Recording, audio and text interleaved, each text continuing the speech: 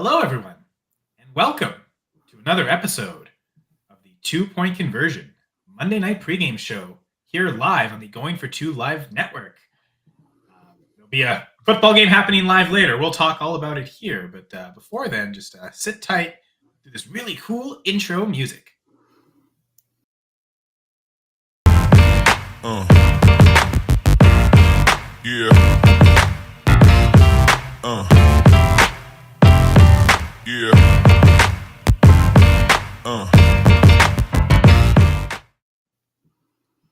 Yes, here we are. It is week 13 of the NFL season, and we're here to talk about the Monday night football game between the Cleveland Browns and the Denver Broncos. Denver hosting, and we'll talk about all the game information, but for the other information, I'm the really cool guy. I'm just kidding. I'm not very cool at all, but I'm Kyle Senra. I'm the guy that spells cool with a K just because I like K's better than C's. I'm biased, though, clearly. Even if I'm a Canadian, there would be some bias there. All that rambling aside, my great, very patient co-host waiting for her turn to talk, Gladys Louise Tyler. How are you doing, Gladys? I'm very good, Kyle. Thank you. You are very cool. I think you're the coolest. One of the top 5 coolest people I know. All right, I'll take it. Oh, ego's getting bigger. Head's taking up more of the screen. I'm just kidding. There's lots of room here in Canada. It's a huge country. I mean, our fellow Canadian, non-Canadian Jamie Pirogue from Cleveland, the Cleveland connoisseur himself, he knows all about it. Hi, Jamie. Hey, how's it going? I'm excited for the game tonight. I just hope the Browns don't embarrass themselves too much. We'll see. I am also hoping that for very specific reasons. We'll find out during the show.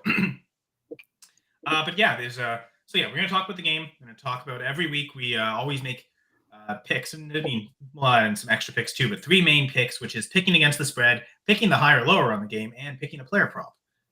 But of course, we'll also talk about fantasy football, the NFL in general, anything we really want to blab on and rant about. I do a lot of that, so sorry if you don't like that, but if you do, stick around.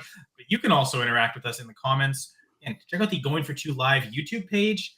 We're also on Twitch and Facebook, and all those platforms allow you to comment. Just like this random Cleveland connoisseur in the chat named Jamie Pirogue, suspiciously disguised as his own name. Says, hi, Kyle, hi, Gladys, and hi, other dude. Hey, what do you man, think of that, how's it other going? dude? Oh, yes. But the game we will be talking about, as mentioned, Cleveland Brown at the Denver Broncos. So sorry, Jamie, that your team is playing, that we had to drag you on. But thank you very much. Appreciate it. A bit of game information there. The Broncos are 6.5-point favorites at home, 41 higher lower for the game. So we'll get into all the picks, but throw that out there for now. As Gladys is also in the chat. Again, cleverly disguised as her own name so that no one recognizes her. What other name would I want to be? Yeah, that's true. Maybe it's another Gladys.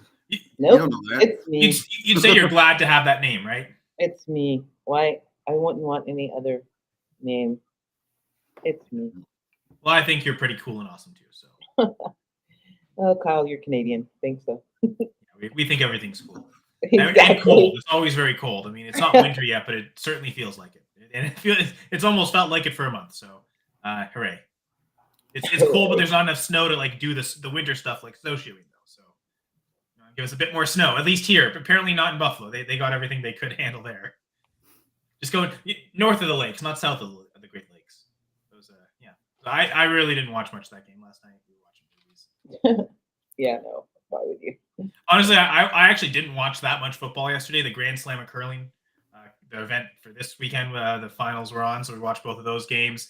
The Red Wings were playing against the Canucks, so I also watched that. Got a bit of the end of the game. The game I probably watched the most, I think, would have been the Eagles-Ravens. But Yeah.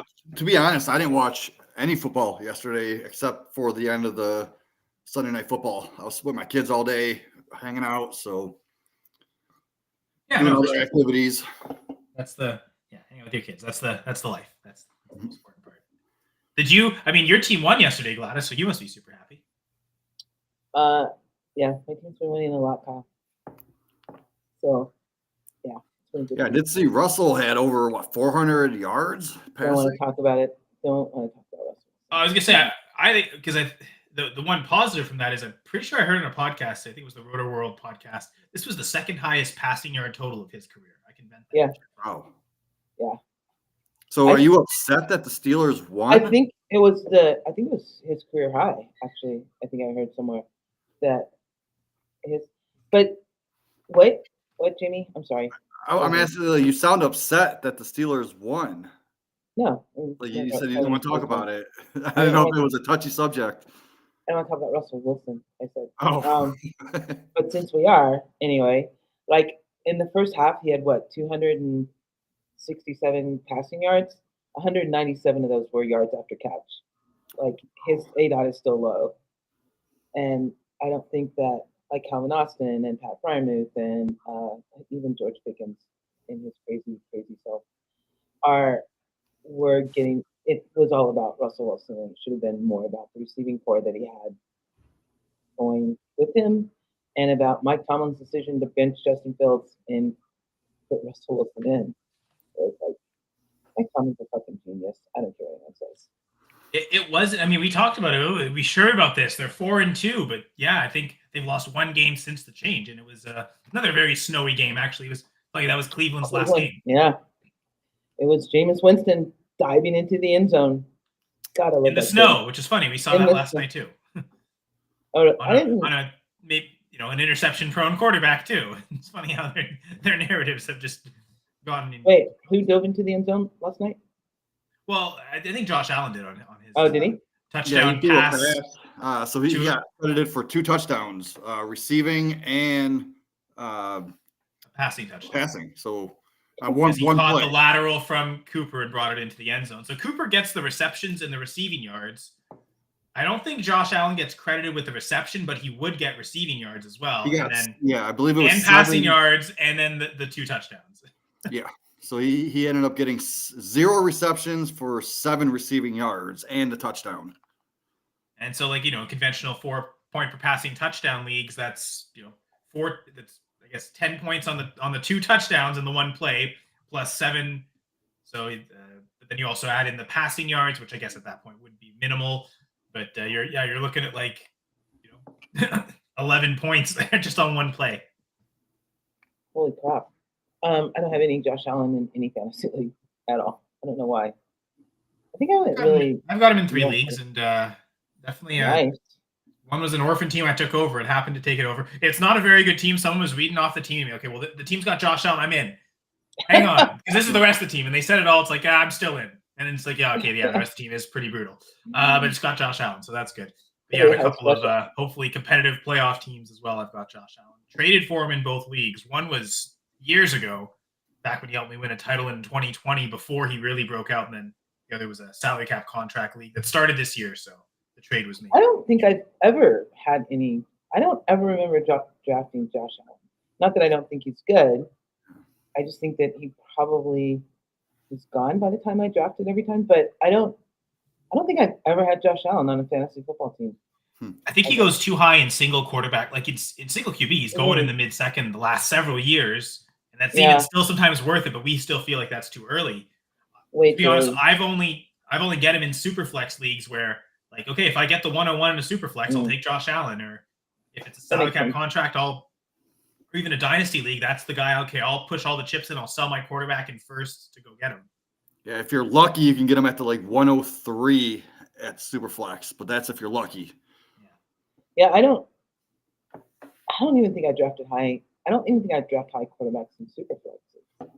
I just picked them up off waivers in the Zombie League. That's true. I think about the FBC Dynasty League. You went Tannehill in the 4th round, which Tannehill. This is 3-4 years ago. Tannehill gave you a lot of productive games, and you had several productive players ahead of him without going quarterback. Yeah, quarterback in just this year.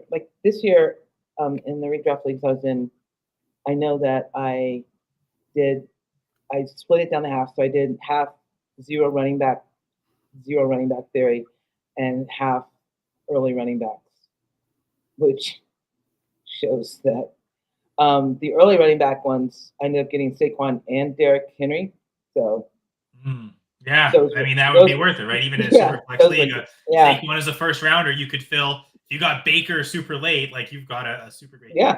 And that is exactly that team. That the main. Well, I had Brock Bowers too, but I got Baker. Yeah, late tight end. Late tight end. Tight end 1. Oh, That kid is Baker, I'm actually wearing great. his jersey. Longing for the days, right, Jamie? I'm so sorry. Yeah. That you guys, yeah. Although we didn't look all that great yesterday, but That's it's true. okay. I mean, They won. I might almost lose in the all money in if I played Anthony Richardson. I think it'd be.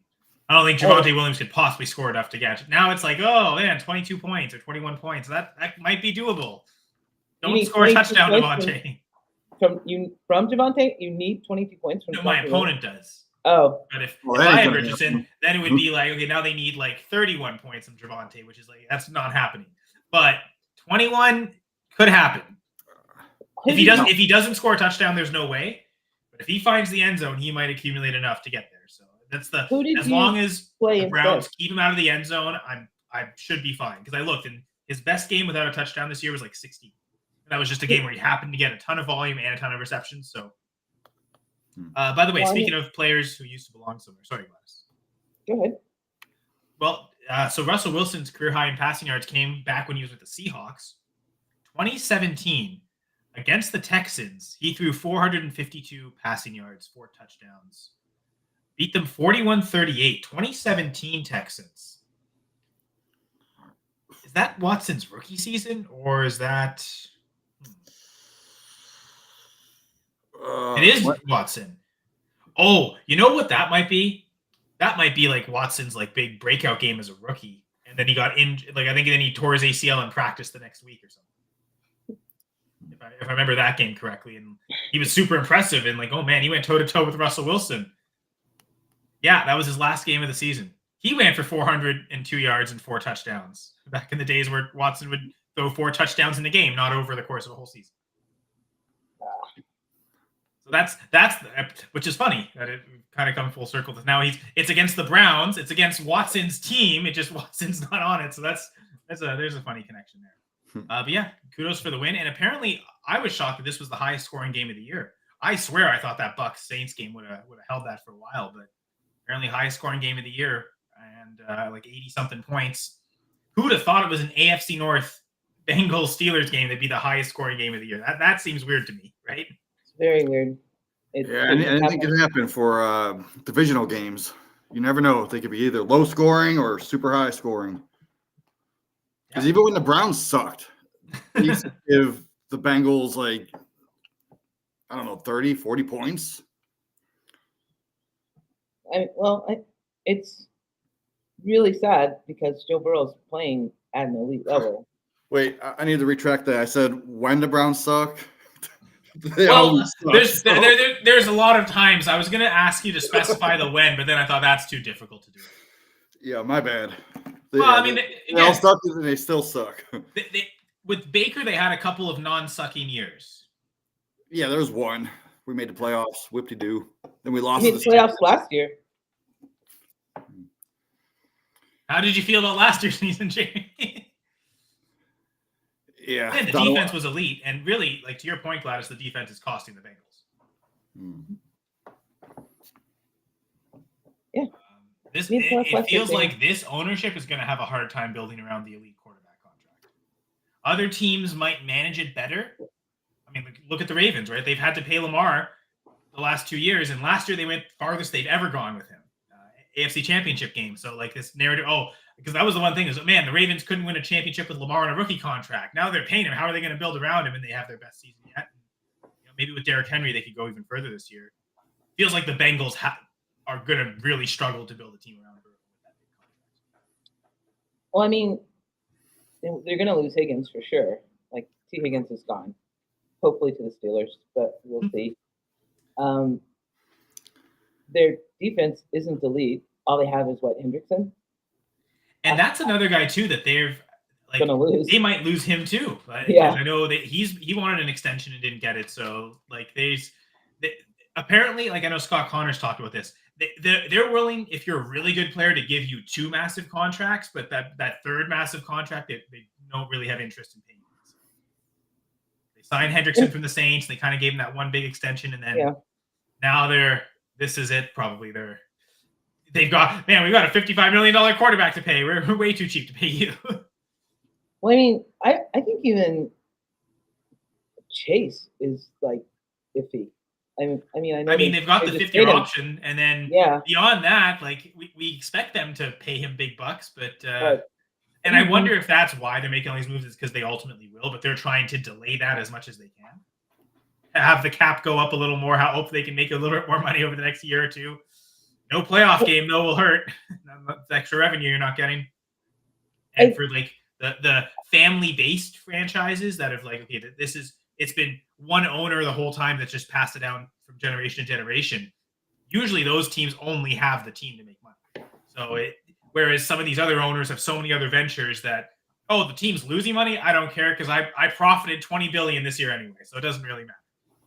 Like the Bears and the Bengals, they're unfortunately they're all they have is the team, so like they don't have a ton of just like disposable cash to like be dishing out these massive guarantee contracts.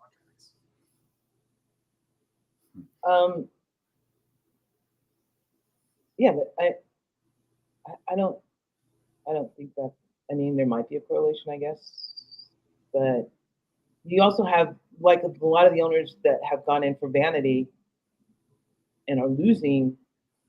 I'm not sure that vanity isn't worth more than, their $20 billion that they like. I think Jerry Jones would sell his soul for a Super Bowl, and yeah.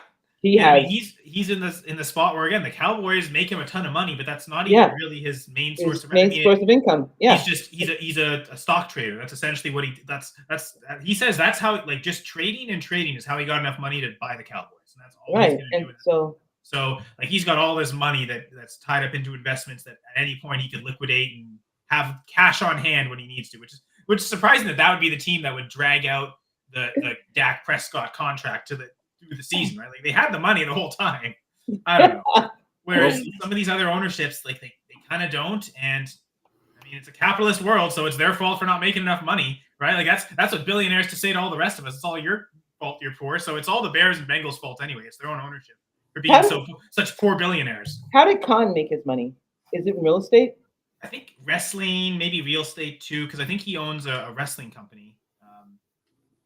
I think he's got a lot of like investments that he's got money to kind of spend. So paying Lawrence won't necessarily stop them from building a good team. Just their total incompetence and understanding of how to build a good team is what's going to stop that. Like, let's take Trayvon Walker instead of Aiden Hutchinson. 3 coaches right now, right? I mean, sure, yeah. I mean, he doesn't probably even really care that much.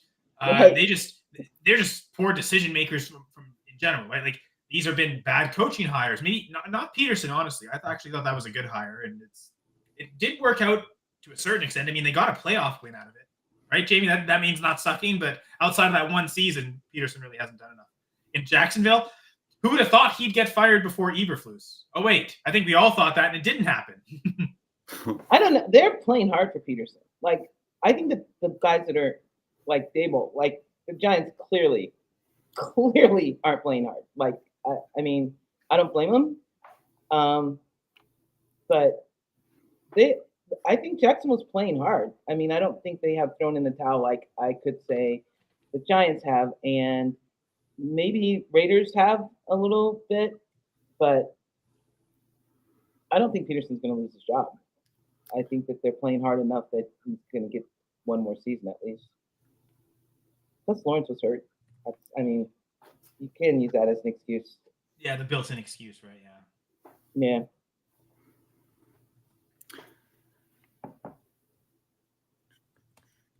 Sorry, I'm just sending out a tweet for the show because we don't have any. We have the same people commenting, which are really cool people. But yeah, people in the chat.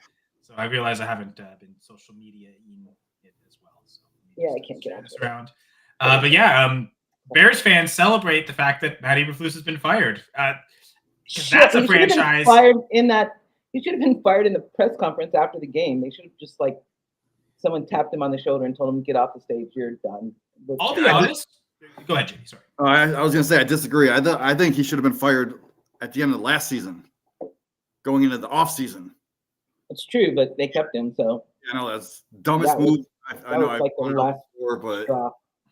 And I mean, they're not the only team to do this, but like you're drafting a new quarterback, and you think this coach that's failed up to the point to get you the first overall pick, let's keep him so that he can mess up 1 year, so we can like use you had every excuse before. Now we gave you the first overall quarterback, but you really expect a rookie's going to change this bad coach around like instantly?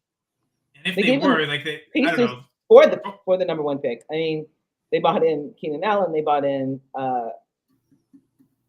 Swift. They drafted Adunze and yeah, they gave him. He didn't just have the first round quarterback. He had legitimate pieces and a legitimate defense. Yep. To go with it. Like his failure. Not a well coached defense, clearly, but there's talent for sure. Epic stuff. Epic stuff. Like the Thanksgiving game day fiasco. Like what are you saving the timeout for? Exactly. Do you think that you're going to be able to like stockpile them or something? That was the most ridiculous thing ever. I mean, I think if you look at all their losses combined this year, I know for sure the Commanders game, he had 2 timeouts left in that Hail Mary game. Like, if you took all the losses, he's probably got like 6 or 7 timeouts just left over that he can't use. Like, so like that's totally, it's funny because I've heard people talk about that and they almost sound surprised. And I'm like, have you not been paying attention to the Bears like the last 4 years? This is Eberflus's thing. He has no idea what he's doing. You both have said like, oh, it was a mistake to not fire him at the press conference. It was a mistake to fire him at this year. I'm going to go as far back to say it was a mistake to make him a head coach because he clearly seems not ready whatsoever. Like we've talked about like Nathaniel Hackett. Like that was a huge mistake by Denver. I think Matt Eberflus is just as bad as Nathaniel Hackett, yet somehow got 3 extra years. But again, ownership, Denver, Walmart family, billions of dollars. They get money to throw around. Russell Wilson, get out of here. We'll pay all your dead cap. We'll pay extra coaches. We don't care. We'll spend every expense. The Bears, I mean, there was thought that Eberflus might still be the coach next year because he still has 2 years under contract. Like he's under contract through 2026. And the Bears ownership, if they were ever going to do that, they wouldn't want to pay him more than 1 year not to coach. They would eat it for 2025. But I guess this was such an example that it was so bad because this is the first time ever that this franchise has ever fired a head coach midseason. This team has existed for 104 years, and they have never done this before. So how bad is Eberflus for them to just change their 104-year ways to say, we have to do this? Just complete incompetence. His coaching staff the first year it reeked of insecurity. He brought in new guys, right? And I mean, that's part of it too. Because here's the thing with the Bears. They're always hiring first-time head coaches because you don't have to pay them like tenured head coaches. A first-year head coach, first time, can't command as much on the contract as someone who's like won a Super Bowl before as a head coach. So that's another thing the Bears do. Like they do that with their head coaches. They promote guys that have been former coordinators to become head coaches because it's cheaper to get them than it is established guys who have previous head coaching tenures. But they do that with their coordinators too. In Eberflus's first year, every single coach on the staff, from every coordinator to every positional coach, had never coached that spot before. Everyone got promoted. So his offensive coordinator had never been an offensive coordinator before. I think it was Luke Getsy, wasn't it? Right? He was a quarterbacks coach. He went from that right to offensive coordinator. Alan Williams had never been a defensive coordinator before. I think he was a defensive line coach. And then the guys that like those spots would have been like Getsy would have been a good QB coach. Well, the QB coach under Getsy had never been a QB coach before. He was like maybe in a different position or just like an offensive assistant. And so they put a bunch of different coaches who had no idea what they were doing. And they all had to kind of learn together while trying to teach the players. Typically, the first year head coaches, rookie head coaches that have success, have experienced coordinators around them, and they feed off that knowledge. With Eberflus, it's a part of ownership's way to just be cheap and not spend as much money on coaches. But like through his tenure, it also seems like Eberflus knows how bad he is, and he doesn't want to have good coaches around him because he feels like it's an easy excuse to then get fired, right? Like I'm going to put bad coordinators around me to make me look better almost. Like it feels like that. I know Carlos Nazario used to cover the Bears for us at Full Press Coverage. He said lack of accountability was the thing that plagued his tenure. Players could do whatever they wanted and there were no repercussions. Like the Tyreek Stevenson thing, I think is a good example, right? How does a player just like taunt the fans during the play, then go and mess up the play by running into it? Like, honestly, you would have been better off just keep taunting through the whole play. Then you wouldn't have tipped it to the receiver and you probably win that game, which is hilarious. And the accountability is, you get benched for the first drive of the next game. That'll show him, right? Like it's supposedly like players could just walk over the coaches in practices or just like go rogue in practice and not really be drilling down the fundamentals, and he would just let it happen. So, man, what a huge mistake. You ruined Justin Fields, supposedly. Maybe not. Like, it seems like he's still doing fine, but like, I mean, if you had to pick one or the other, I think they would have been better served keeping Justin Fields, getting a new head coach, trading away the first overall pick, let the Patriots take Caleb Williams. You add Marvin Harrison, you add an extra offensive line with that other first round pick, and you probably get a first from the Patriots next year by doing this, and you keep just like, because that was a pretty good trade, trading the first overall pick to the Panthers to get DJ Moore. That was a brilliant move. Feels like they should have done that again. They had an opportunity to do it again, and then no, we'll go with Caleb this time. But I mean, what they've shown nothing to show that they can develop a quarterback either. They certainly don't have the coach for it. So now, like a lot of teams do with the first overall pick, the second year the guy's got to relearn a whole new offense again because oh no, we'll give this failed head coach the first overall pick because like we'll at least give him that opportunity to fail one more time. So we got to reset next year. Just if you're going to draft a franchise quarterback first overall, you probably should have a new head coach and just restart completely. Because I mean, I guess in this case, they weren't the worst team last year. They just happened to get the Panthers pick. But for the most times, they got the first overall pick for a reason. So do you really want that coach making the pick? I love ranting about the Bears. I'm so sorry. No worries. They are in your division, and okay, but I'm tired of people failing, and coaches failing upwards. And Eberflus, as bad as he was, as bad as he is, he's still getting paid. You fire him, he's still making money. And that, to me, is like the most ridiculous thing ever. Like, I'm going to pay you, even though you have proven yourself, Eberflus, Urban Meyer, even someone said Brian Kelly's still getting paid by the NFL. It's just ridiculous. I mean, I don't. Coaches, I'm just infuriated with coaches this year and offensive coordinators that are inept at their jobs and blame the players, and the players get blamed. It's ridiculous. What is that noise? Is that from me? Oh, that might be my heater. Hold on. Oh, yeah, it's cold up here. It's funny because on the last episode of the Full Press Packers pod, my co-host Brad talked about his AC froze. It's like, okay, it must be really cold there. Oh no, it's super hot. We need the AC badly. It's okay. Yeah, it'd be the opposite here. It's super cold here. It's total different worlds in Canada and Jacksonville. It's a nice day here. They're gonna have a great football day. It's a great football night. Cool. Good for Denvonians, Denverites. I don't know if they call themselves. Yeah, I don't know. Who knows? I'm Who weird. knows? Broncos. Now, I will say that the idea of someone getting fired, still getting paid, isn't just a sports thing. Like big CEOs, that'll happen for companies too, big severances. So it's not but they get parachutes. They get they don't pay them. It's like one payout. You know what I mean? Like you're not. Yeah, like you're not continued on the salary. Yeah, you're not continuing on the salary. You're just getting everything. But that's part of we talk with player CBAs all the time. I think like the coaches also have collective bargaining agreements, and that's just part of it. And to be fair, it's and I think this is true. Like when a player gets too much money, you don't really blame the player. Like good for you for going and getting the most money. So good for you, Urban Meyer, to instantly demand a 7-year contract to make sure you get paid for 7 years by the Jags, right? Like, and that's on the teams for just like. I mean, if you're going to do it, make sure it's someone who's worth it, right? Like not Urban Meyer, not Matt Eberflus. Like if it's a really good head coach, then yeah, do it. But like for these guys that haven't proven themselves, you just got to hardball them with the contracts, apparently. I know. I mean, it's just I don't know. It's just I don't know. College coaches, that's not the same, right? Like they aren't paid if they get fired. They might be. Oh, are they? I think they are. Yeah. So it's just a coaching thing? Oh, I mean that's not even football. Like I know in other sports it's the same thing too. Like the NHL, it's definitely like that. I imagine. Right. So it's just a coaching thing? It's probably just a coaching thing, yeah. I think part of it is like because these coaches aren't getting like player salaries. I mean, some coaches are probably getting better than like average players, but like no coach is making a Mahomes contract. None of them are making $55 million a year, even in college, right? So they make up for that by we're not gonna.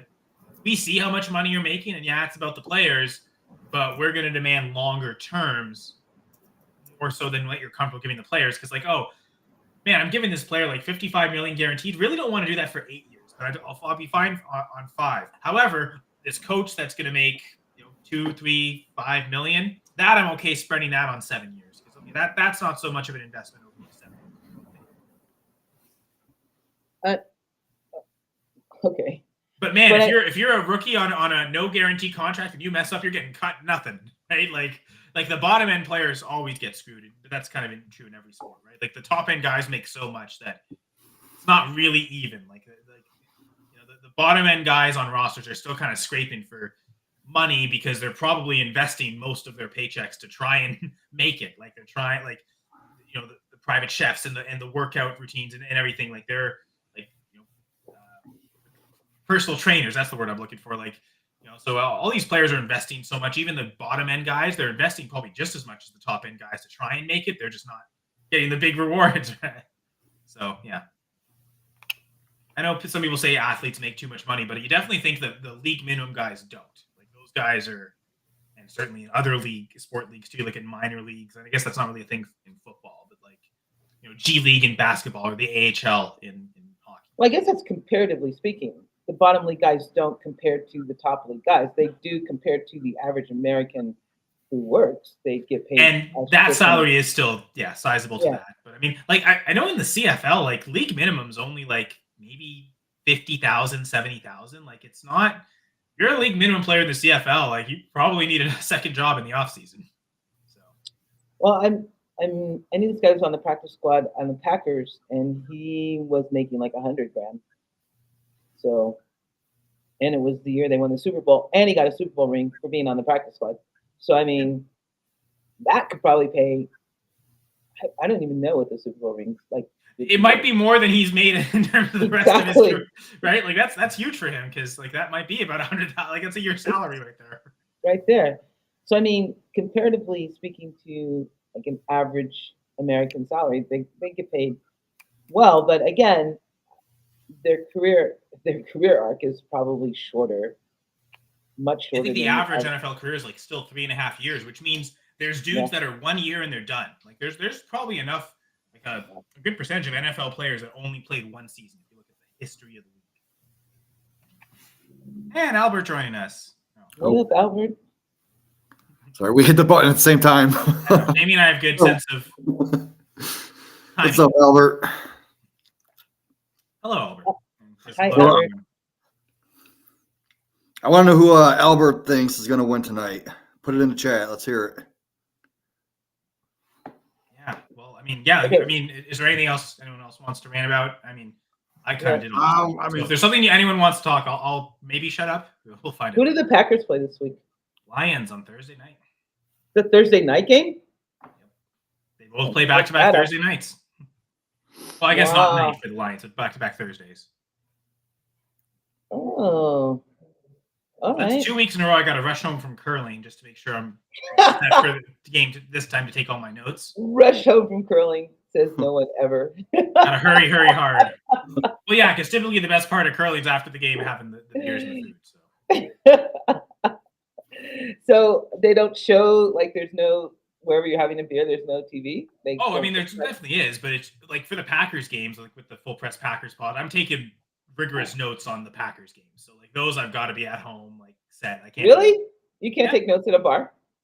I mean, I can, but I feel like I'd be too distracted. I really want to be and I know at home I've got the satellite feature. I can go back. So if I miss something I want to see, let me see that blocking again. And I for the Packers games, I definitely want to be at home just because of how detailed I want to take my notes for the podcast. Okay.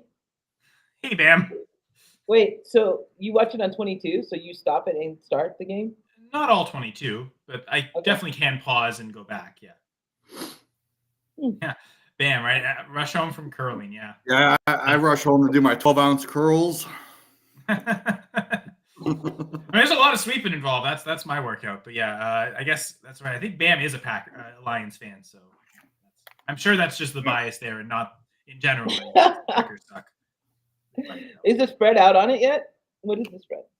I mean, I definitely saw one. I did my goal line guide stuff this morning, and it was you did your goal line guide 3.5. 3.5? That's what it opened at. Yeah. Yeah, I mean, this could be game of the year right here. I know. 3.5? 51 and a half. Oh, 59. Yeah, it's the highest over under of the week. Jesus. 3.5. Which is hilarious because the last game was 24-14, right? But it was in Lambeau. It was rainy. This is in Ford Field in the Dome, so they're thinking better environment to score points. Oh my God. I can't believe, and they're home.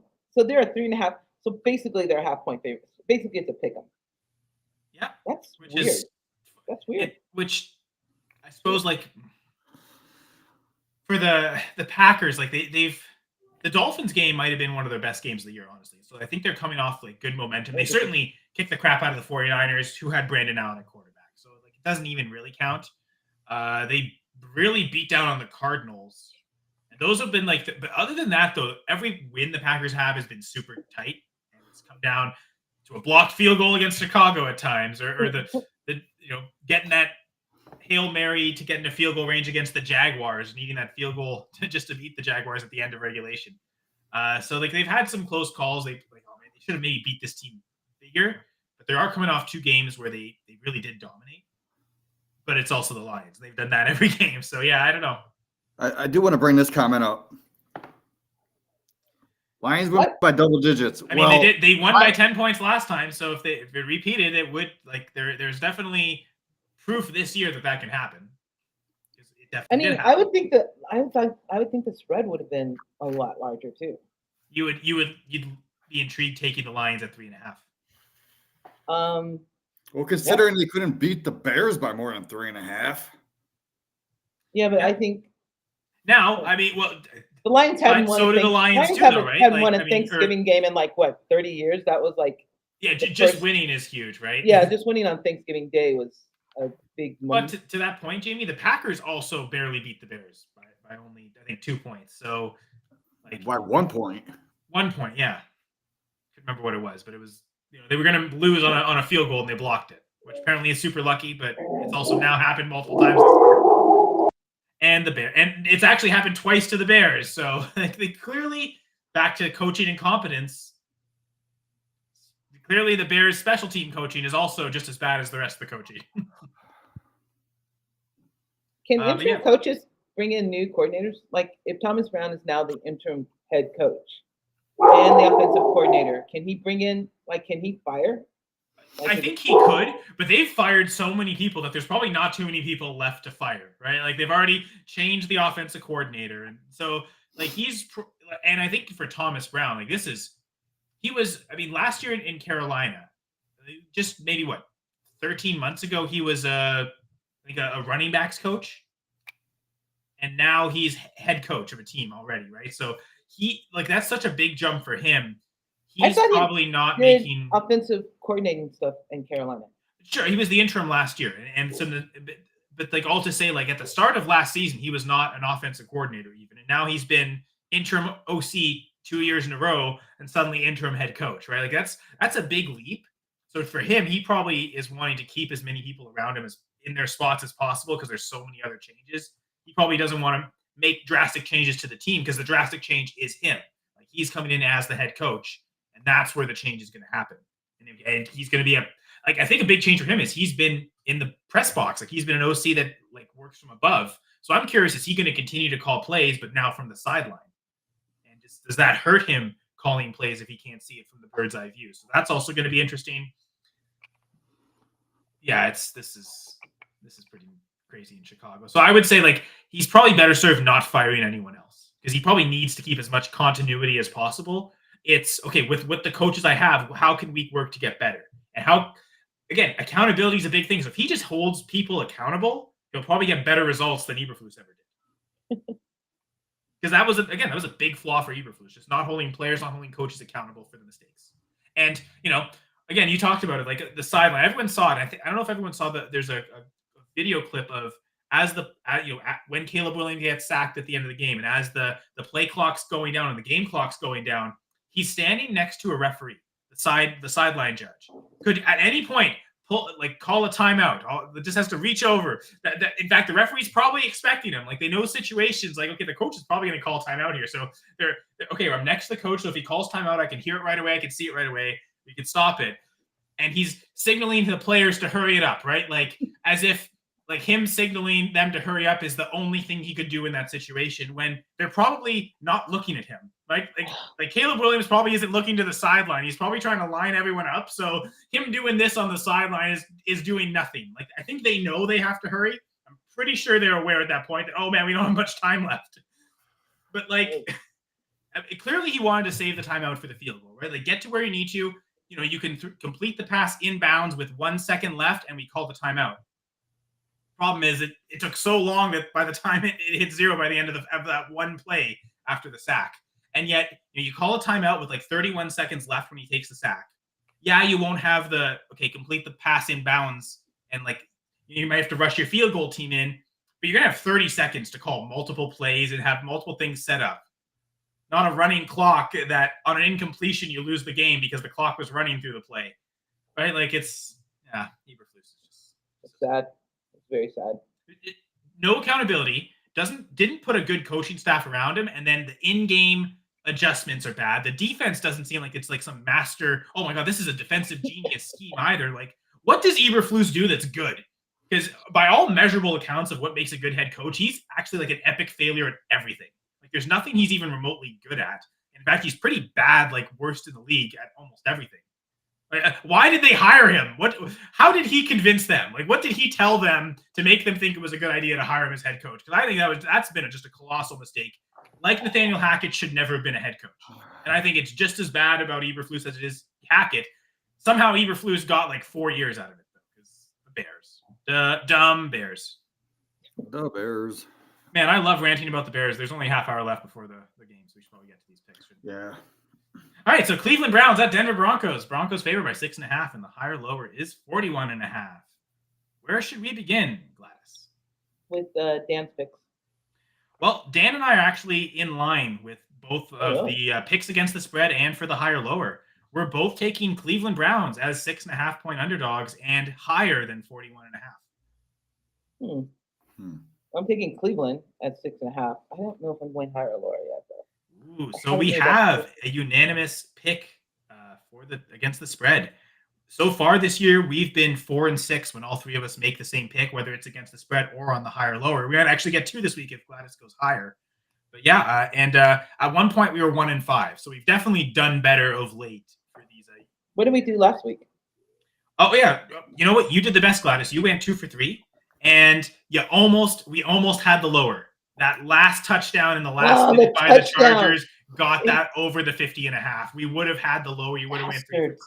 They didn't score that last minute. They didn't even need that touchdown. Which means Dan got that one right because he picked the higher. So kudos to him. But you were the only one to pick the Ravens, so kudos to you. And you got your player prop because Quentin Johnson definitely had less than 3.5 catches. Yeah, he did. He had 0. I laughed when I was looking at the end of the game. Like, I wonder if Gladys's prop hit. I see 5 targets, 0 catches. Oh, yeah. It hit. It hit for sure.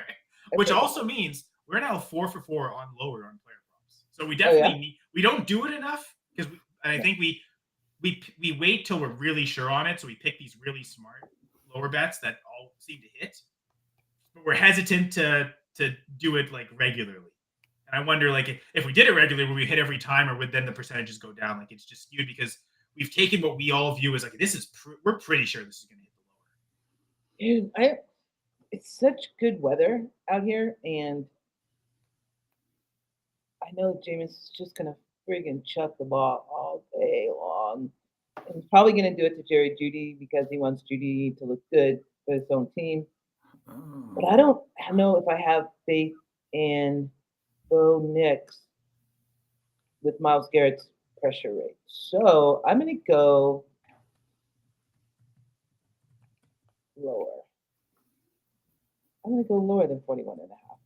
All right, going lower. And for the pick against the spread, I mean, you seem pretty easy taking Cleveland there. Like, that wasn't as tough of a decision. What was the factor there? Because I have one thing that really made me push the pick against the spread? Yeah. Like picking Cleveland? Picking Cleveland, I think that's way too large a number. And I think that Cleveland's defense is – so – Bo Nix is 1-3 when he's pressured over 21%. Last week, Cleveland pressured Russell Wilson at a 33.3%. They're the second in pressure rate. The one game that he won was that Jets game where they scored 19 points. I think that Knicks is coming in on a really good high, but it was against Atlanta and Raiders, who have no pressure, like they're the bottom third in pressure rate. I think that I just don't think Denver's going to win. Like I would pick Cleveland money line too. I don't think Denver's going to win this game. I think it's going to be close, which is why I'm waffling on a higher or lower. But I don't think Cleveland is going to win this. I mean, I don't think the Broncos are going to win this game. I think Cleveland will win this game outright. You got some faith in Jameis Winston, don't you? MVP, I guess, in your mind. I have faith in Myles Garrett. MVP of what exactly? I mean, well, I'm just saying. Oh, yeah, to be fair, Gladys sounds like Myles Garrett's the team MVP, not Jameis Winston. I mean, Browns are giving up what 230 yards per game on average, right? Passing or passing? Yeah. Yeah. Okay. Ooh, total offense. That's amazing. What is Bo Nix's average when he is pressured over 21%? That's a great question, Gladys. Advanced stats. I guess while someone, because I don't even know where I would look for that, but if you have an idea, Jamie or Gladys, I have no idea. There's one thing that really makes me want to pick Cleveland. What? And it's something I haven't actually had the chance to utilize a lot this year. I think the last time was, it might have honestly been week 3, Bills against Jaguars. Something called Rest Edge. And I referenced this earlier, that snowy Thursday game from a couple weeks ago, that was Cleveland's last game. They played Thursday night, whereas Denver played last Sunday. So Denver has an extra 3 or 4 days of rest on Cleveland and this late on Denver. And this late in the year, especially since Denver hasn't had their bye week yet, I feel like they're maybe going to just miss a little bit of juice to be able to just dominate the Browns. Like Cleveland is going to just keep this close the whole time. I'm not quite as sure as all. I'm not quite sure that that Cleveland will win, but I definitely think with this rest edge that the Browns have, I think a 6.5 point spread is too much. It's been pretty consistent. I remember, I think it opened at 5.5, and it just today I think went up a point. So they've been keeping it it hasn't got out of control. I was almost expecting this to be higher. If he had gone lower than 5.5, I might have considered Denver. But yeah, this highest spread, I think that rest edge will certainly factor in. Yeah, I can tell you right now, I'm looking. Browns are horrible against rushing quarterbacks. I know since week 6, they gave up 2 touchdowns per game to quarterbacks besides the snow game last week. I'm looking, it's 280 yards, 260 yards, 230 yards, another 230 yards, and that was the Daniel Jones. I think Knicks is going to at least get over to 225, 2 touchdowns, maybe even 3 if he can get one on the ground. Yeah. Denver secondary is not going to let Jameis Winston get more than 2 touchdowns. I'll tell you that right now. He'll have more interceptions than touchdowns. That wouldn't be that hard for Jameis. that could happen, Jamie. He gets more interceptions than touchdowns, and they could still win. Yeah, that's just the way Jameis plays. But yeah. So what would you be feeling, Jimmy? Because I know you tend to do a lot of alternate spreads and alternate higher lowers. If you were just to take the base spread and the base higher lower, which side would you lean on? I'm going Denver money line, of course. Okay. I got the game 23-16. So what is that? That's 41. Or no, that's that's 29. That's 6. So that would be lower. I would go lower, and then 6 points. So I would go 6.5 with the Browns. You said 23-16, right? Yeah, that's what I'm. That would be 39. Prediction. That would be 2.5 points lower. Okay, yeah. Okay, so going on the lower there. So you agree with Gladys in that sense. Mm-hmm. I guess Gladys, you're concerned that Bo Nix doesn't live up to how much Denver is going to score, which makes sense why you're again. Yeah, I'm going Bo Nix lower than his 229.5 passing yards. Okay, so that's the prop, and I guess we get to props. It's funny. I'm also going with the Bo Nix prop. So you said 229.5. I think it's 229.5. I'll double check. Yeah, I think that's what it's at right now. And you're going lower, so you're going lower 2 weeks in a row. Yep. Hey, it worked well last week for an AFC West player, so you may as well do it again. It's 227.5 right now, which I kind of like that because, like I said, they're averaging. On underdog, Jamie. Underdog. No, I don't do underdog. I don't have that. I know. That's All right, so 229 and a half on the underdog. Yeah. Yes, that is where our sponsor is, right? Mhm. Got a QR code somewhere. Jamie can do his job, but yeah. Join Underdog Fantasy today with the promo code GF2, up to $1,000 in bonus cash. QR code there too. I know Jamie loves that, so we'll put it up for Jamie. Actually, we'll keep it there the whole time. No, I'm kidding, Jamie. Everyone wants to see. No. I do like. I would probably take the under on that because I'm going 200 plus. I don't want to take that 229 and a half. Mhm. So my alternate is 200 plus. Lower it by about 30 yards and then take the over. Yeah, because the Browns do play a lot of man, so I do expect him to get at least 25, 30 rushing yards. Because if you think about it, if they play man, that means cornerbacks' backs are towards the quarterback, right? So if their backs are towards the quarterback, what's Bo Nix going to do? He's going to take off running. Yeah, typically the old adage, you want to play zone defense against mobile dual threat quarterbacks, because you always want to have eyes on them. Yeah, so I do have. Or if you play man coverage, have a spy, and that's the guy that has to take him down. And which, to be fair, that might be how Cleveland does it, right? Like they'll keep their man coverage like they like, but they'll spy on him, and they're not going to give him easy zone reads. Make the rookie throw into man coverage and see if he can, kind of thing. I can see Cleveland doing that, and then saying we're going to put a spy on him, and that's maybe how they justify kind of playing that way. Yeah, I mean, rushing yards against quarterbacks, they're giving up, I'm looking at like 84, 46. So I'm at least expecting at least 20, 25. And I think one of the things that's important is correlating bets. I'm sure, Jamie, if you share parlays, you'll talk about that too. But I think, Gladys, yours makes a lot of sense, right? The narrative of, hey, Cleveland's going to keep this close, if almost win, and hold down Bo Nix. So not as many points scored. So you're going the lower and you're taking the underdog, and you're also going lower on Bo Nix's passing yards, thinking that he doesn't produce that way.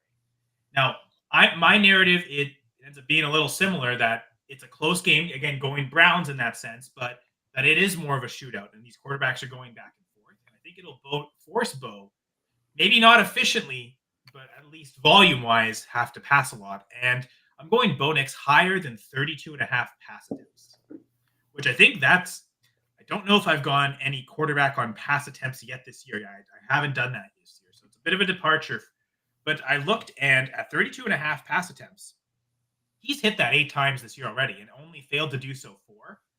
Now, a couple of those times where he was like hitting at 33 attempts, so he just did it. But that's still, like, of the picks that I found on Underdog, that was the one that gave me the most confidence.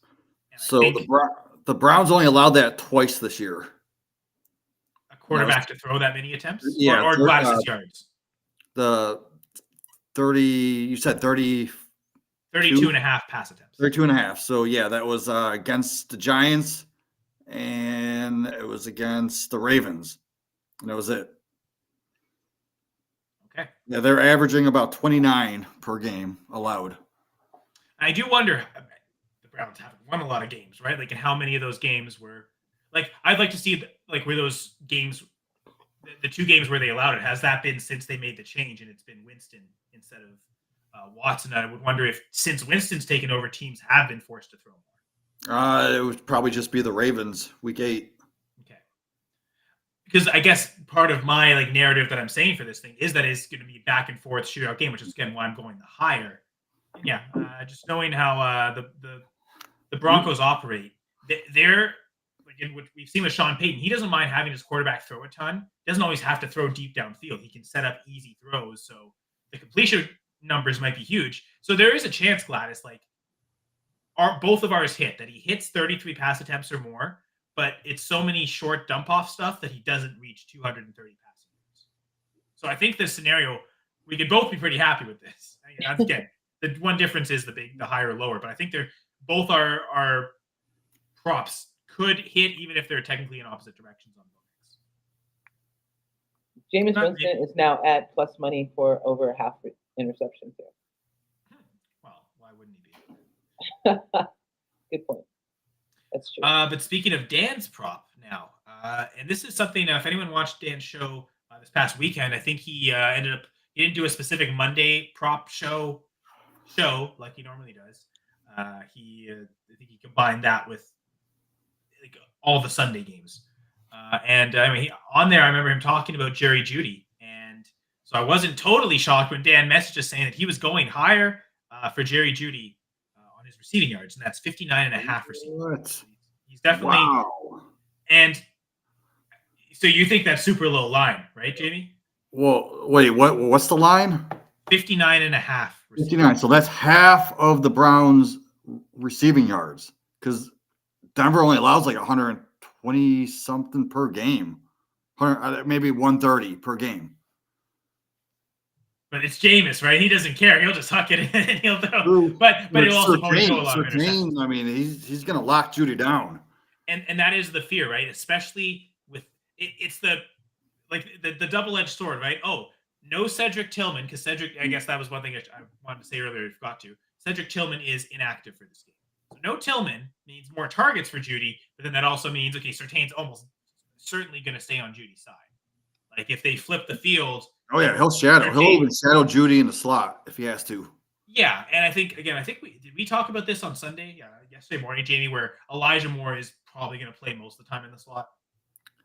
60%ish, I think. Jeudy plays like 30. Twice as many snaps per game as Jeudy gets in the slot. So yeah, you'll see his reps there, but like you said, they're not going to be afraid to have Surtain travel to the slot to cover him. So considering that there's no Cedric Tillman, whereas if Tillman was out there and you get a matchup, okay, Judy's in the slot, we could have Surtain shut down Tillman. Yeah, I could see the Browns saying we'll take that. But now with no Tillman, it probably does free them up to move Surtain. Yeah, and I do like the revenge game narrative. I mean, there was no ill will when Jeudy left. Shoot, they spent a first-round pick on me. Like, yeah, but even Jeudy said, like, they didn't use me right. So I do expect him to go out there and try to prove himself. Which is hilarious since he always got lots of targets and failed to catch the ball a ton. So, I mean, that to me does sound like ill will because I'm sure the Broncos think the opposite. No, we gave you lots of targets. We used you properly. You just couldn't catch the freaking ball. Because his catch rate was pretty atrocious in Denver. Like for a guy that supposedly was, okay, slot receiver, like perfect, like get open route runner, guy sure didn't have the hands to kind of make that worth it. It seems like he was often open, but just kind of almost like an Amari Cooper, but maybe even a lesser extent, which is hilarious that he's kind of come and replaced Amari Cooper in Cleveland. They have a type, clearly. So I'm looking at Judy's lines as alternates at 40-plus yards, and it's at minus 340, right? And then it jumps from 50-plus to minus 185. So there's nothing in between. So that tells me he's going to get between 40 to 50 yards.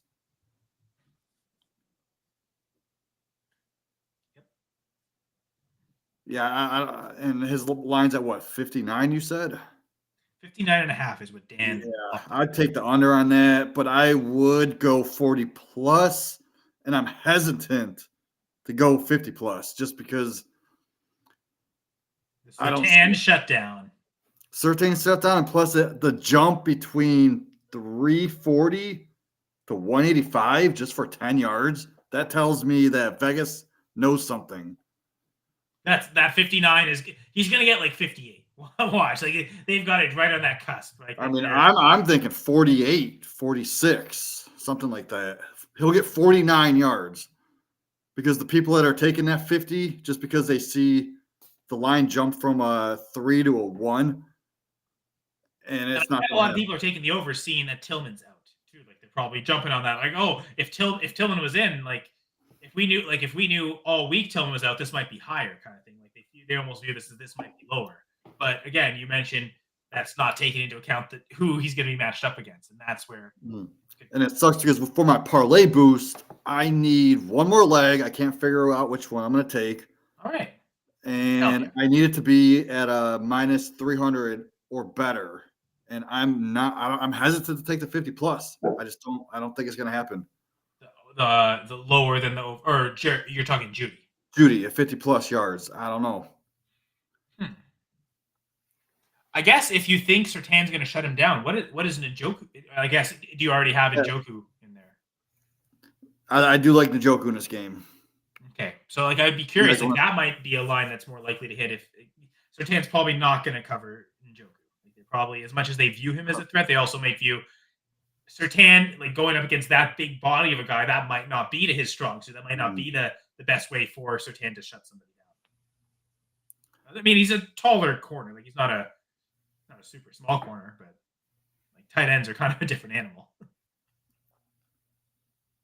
So yeah, so I guess got a couple more comments, but I suppose we can recap these picks real quick for everyone. So I guess other than Jamie, the Cleveland Browns fan, maybe that's telling something, but Gladys, Dan, and I are all going with the Browns as 6.5-point underdogs. So well, I would too because of my score 23-16. So I would take the Browns 6.5. Well, that would be 7 though.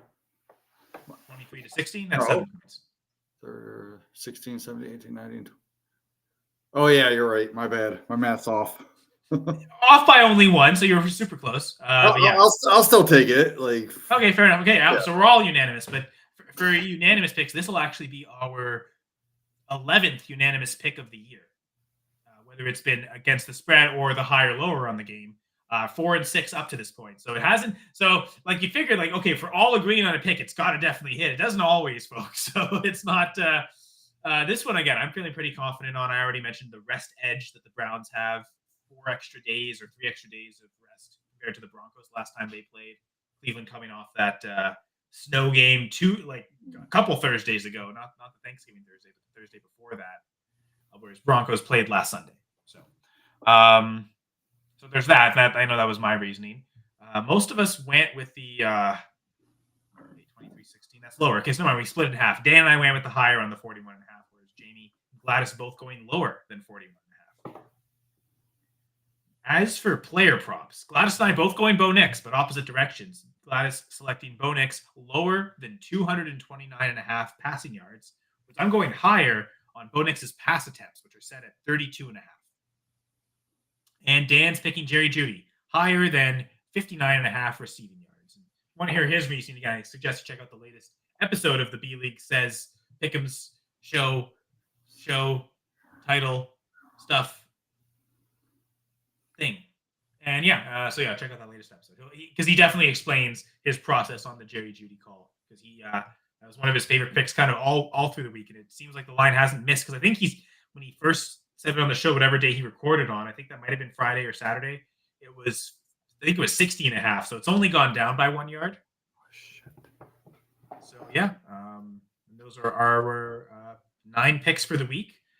Only, by the way, I was going to announce this. I'll just announce it right now. We only have 2 shows left. Week 14 and then the week 15 doubleheader. That will be on December 16th. So after this game, there's only 9 more picks to go total for each of us, with 3 picks each week. So we'll see if someone can catch me. I'm currently in the lead at 25 and 20 right now with the picks. So good luck, even though I want to win. So maybe not too much good luck. So some random host person. I'm gonna I assume Jamie probably. So Jordan Mason's also been put on injured reserve. Oh yeah, I found that out a couple hours ago. I just found that out now. I knew CMC. I don't think I saw the official IR announcement, but I also heard reports that he's done for the year. So Jordan Mason on IR too is right. Isaac Orendo time. It's got to be. Who else is there? Hill out with an ACL. It's funny because I saw him get hit, and I thought he was out with a concussion. The way he got hit his helmet, and then I tore my ACL. Oh, okay, you sure you don't also have a concussion? Because that definitely looked like he took helmet to helmet hit, and I thought that's what it was about. And then he gets carted off with an ACL. So that was wild. The Taysom Hill ride is done for the year. So sorry. Just going back to Bam's comment. Great linebackers coach, LOL. I wonder if this was my question to what does Eberflus do well? Was this it? He needs not even defensive coordinator. He needs to be a linebackers coach only. That's how Eberflus shines. Which I suppose that's probably true. Then Bam brought up an interesting theory. I wanted to discuss it with you guys for the last 10 minutes here. Ryan Flores as head coach of the Bears. No, Cliff Kingsbury is going to get that job. Again, Knowing the Bears' history, they'll go with the first-time head coach, and they won't go with either because both Flores and Kingsbury will command too much money. Unless Flores, because of all the situations, what happened in Miami and the things with Tua now, if he has no choice, but if he wants to be a head coach, it's going to be like lowest salary in the league among head coaches because that's the only way he gets one. No one really wants to pay him to take a big risk. Like he's going to have to maybe take a pay cut relative to what he was making as a head coach in Miami, or at least keep it level there to get a head coach. And maybe that's how the Bears get him because he's cheaper because he's desperate, right? Like that could make sense. But I ultimately feel like if Flores is so successful, like people might look past that and he might not be so desperate and he might actually be a hot commodity. If that's the case, it won't be the Bears. I think the Bears want Ben Johnson. I think they want an offensive coach. I don't think they want a defensive guy. I think if you have a competent defensive guy, it's fine. But I think I do agree. I think they're tired of their quarterbacks having to learn new offenses every year. Now, if you had competent offensive coordinators and play systems in place, that might help. So it does just because it seems like Ben Johnson's a good, smart guy that will solve that. But just because they want it to be the case doesn't mean it will. But I think he's their target because, again, first-time head coach might not command as much money as. Oh, Ben Johnson's going to command a king's ransom. Like he turned offers down last year. He won't go if they're not going to pay him. He's not going to go to Chicago if they're not going to pay him. Well, then he's probably not going to Chicago to that point. Yeah, like they might. That's why I think it'll be like because no one really expected Eberflus to be the guy. Like he was getting interviews and stuff, but he wasn't really this. Like, oh my God, Eberflus, you just have to have him, right? And it's like, oh, he's the Bears coach. It feels like it's going to be something weird like that, where it's some other coordinator that is doing fine, and we don't necessarily expect, and that's who the Bears are going to center on. That's what it feels like. So it feels like Flores, Kingsbury, and even Ben Johnson are just too big of names, and they're going to have so many other options that they're not going to choose the Bears. How many teams are going to be looking for head coaches next year? Chicago. We don't think Jacksonville will, or you don't. I don't see how Jacksonville keeps him after all this, right? Like I think it seems like if they weren't going to fire him at the bye week, their plan is just to fire him at the end of the season. So you think Chicago, Jacksonville? I'm pulling up the standings because I feel like most teams at the bottom of the standings. I mean, through no fault of his own, it feels like Brian Daboll's going to get fired. And actually, if Chicago is smart, he's probably the guy you want to develop Caleb. Yeah, that would be a good fit, I think. He's going to be highly in demand because of his reputation working with Josh Allen. Here's the one thing that I've theorized: if now that the Bills are having all this success right now, they might even get the 1 seed. If they don't make it to the Super Bowl and they lose to the Chiefs or the Ravens again in the playoffs, does McDermott get fired? And if so, do you just reunite that Dable-Allen group?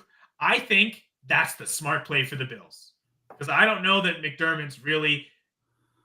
I mean, I don't think he's a better head coach than Brian Daboll. And Daboll is the guy that really helped Josh Allen. And so you bring him back and make him head coach to ensure that he's going to be there long term. I think that's the play. The Bills win the Super Bowl with McDermott, then they're clearly going to keep him. But I wonder if it's anything short of a Super Bowl appearance. If he's made the playoffs almost every year, but they keep losing in the playoffs every year to the same teams. One more big playoff loss to either the Chiefs or the Ravens. Is that it for McDermott? And Daboll goes back to the Bills.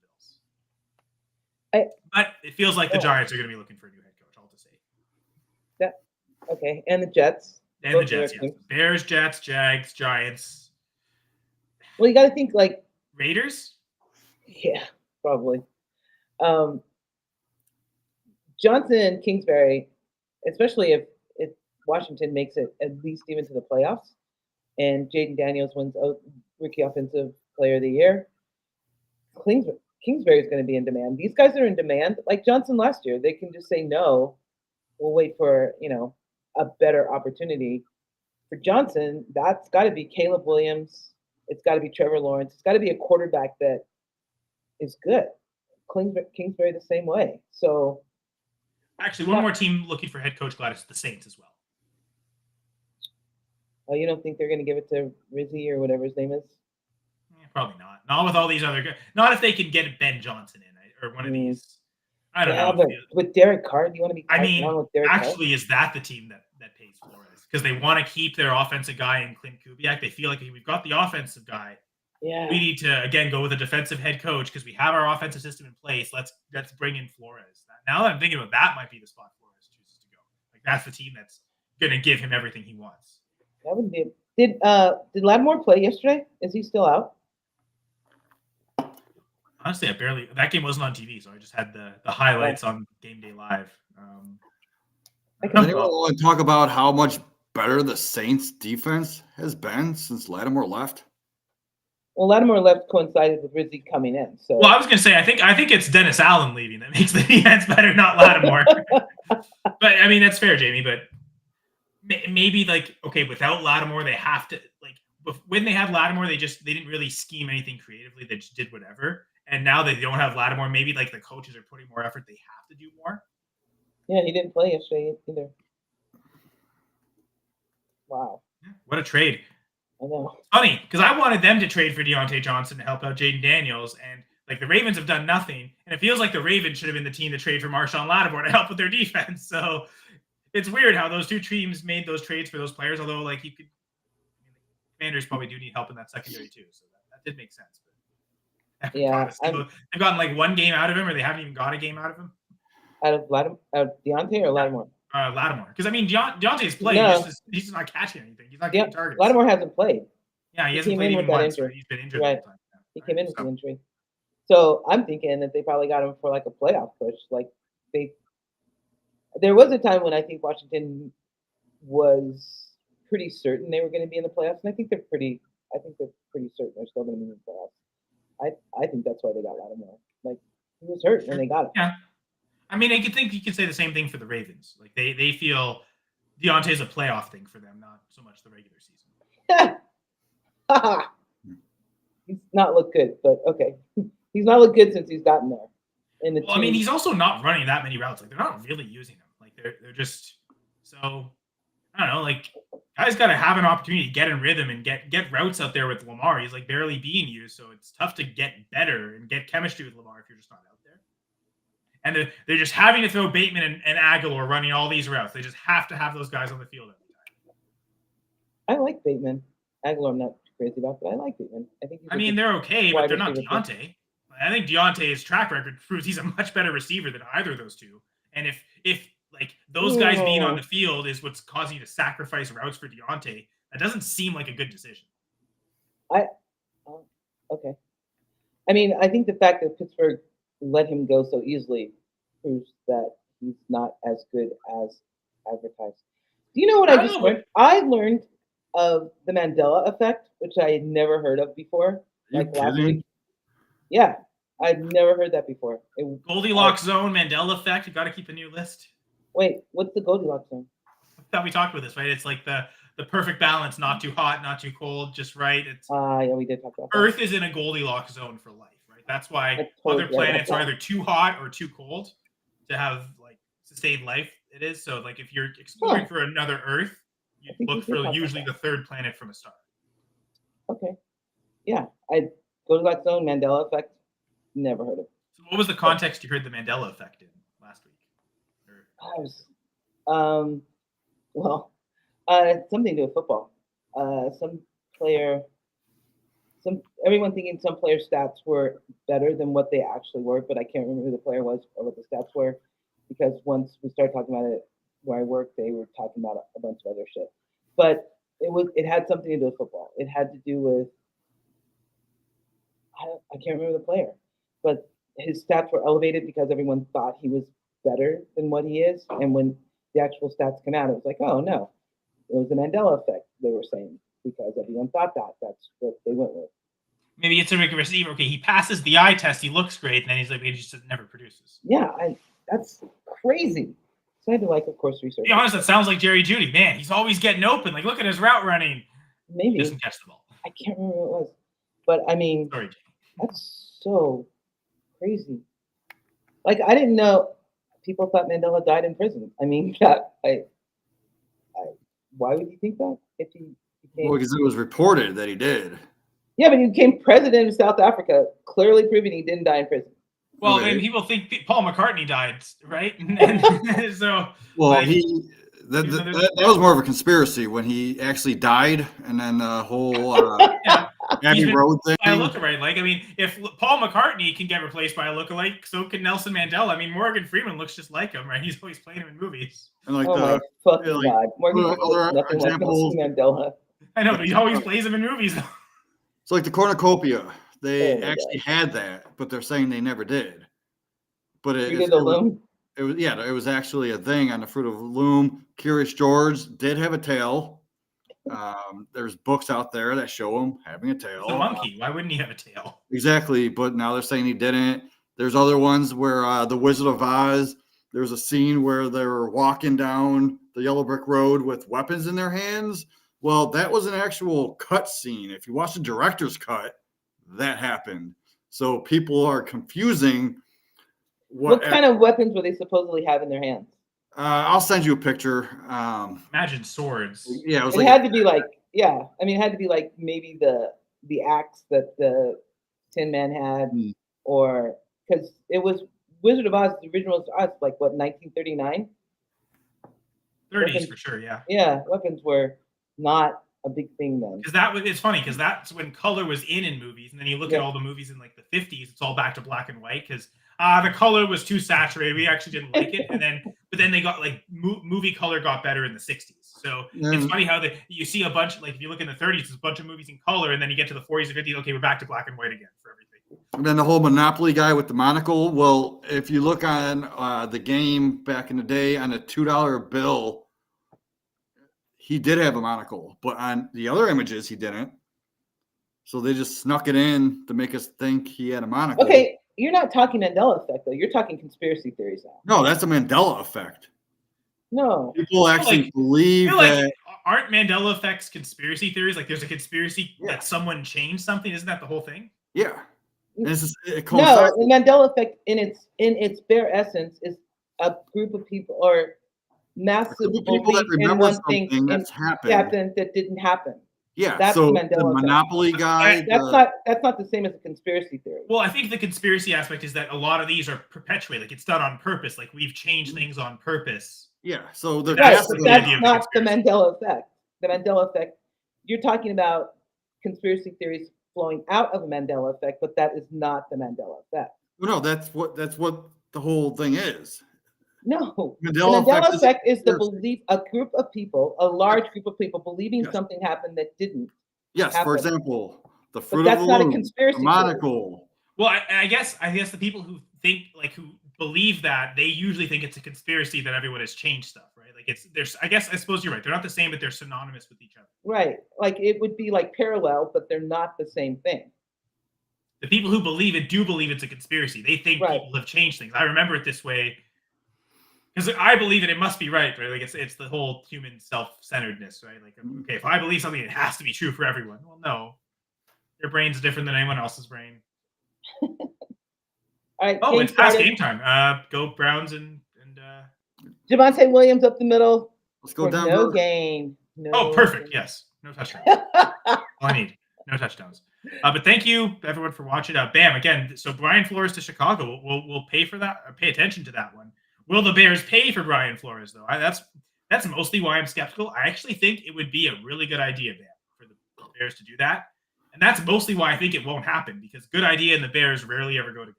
So. Wow. They're going to make Adam Stenavich head coach or something, which I love Stenavich, but yeah. You know who Adam Stenavich is? They're going to make Brian Kelly the head coach. Ooh. Yeah. That'd be awesome. That would be awesome for Bears. Matt Rule back in the NFL? Yeah. Jeff Saturday, Bears head coach. That would be awesome. I don't think Jeff Saturday wants to part in the NFL head coaching anyway. Yeah, he tried. It was fun. It's okay. It was fun. I'm done. Yeah, I'm not doing this. I'm just going to broadcast. Cleveland has the ball now. Go Jameis. Go Jameis. Go Jameis. My 200 yards are looking good. Pass short middle. Keep throwing Jerry Jeudy. Jerry Jeudy. Pushed out of bounds at the Denver 46 for 44 yards. There you go. Got the 40. We won't see him the rest of the game. One reception. There you hit it, Jamie. No, Dan's close. Dan I hit my bet right there. Actually, to All right. Dan really needs a prop to hit. He's gone 3 straight weeks without hitting one. The last one he got was Baker Mayfield. Funny enough, a lower when they played against the Chiefs on his passing yards. So Dan needs to get back in the winning circle if he wants to chance to catch your current leader.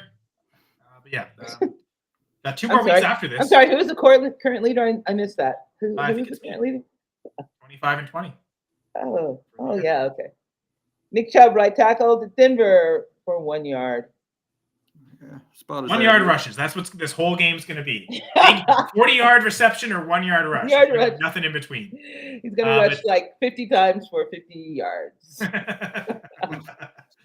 Running backs. Gotta love them. But gotta love spending time here on the 2-point conversion. Thanks, Albert. Thanks, Bam. 2 more Mondays. So we got Bengals, Cowboys next week, and then a doubleheader. Bears, Vikings, and Falcons, Raiders is going to be our season finale on that doubleheader. So Falcons, Raiders? Falcons, Raiders. Falcons are going to be out of the playoffs because Kirk Cousins throwing multiple interceptions. And the Raiders, I have no interest in Max Crosby anymore, so that game doesn't even interest me. That sucks. We have Bears Vikings that same night, so we have 2 games. Okay, Bears and Vikings I can get into. There you go. That's going to be our exciting finale in a couple weeks. Appreciate everyone for joining us. Glad to mention. Thank you, Albert. Thank you, Bam, and our guest tonight. Thank you, Jamie. Thanks, Jamie. Always a loyal listener, viewer, commenter, and thanks for sharing. And crazy conspiracy theories. Thanks for having me. Bye, guys. Yeah, we'll be back with more craziness, whether it's conspiracies or not, on the next episode of the 2-point conversion. Jerome Ford. Got it? All right, bye.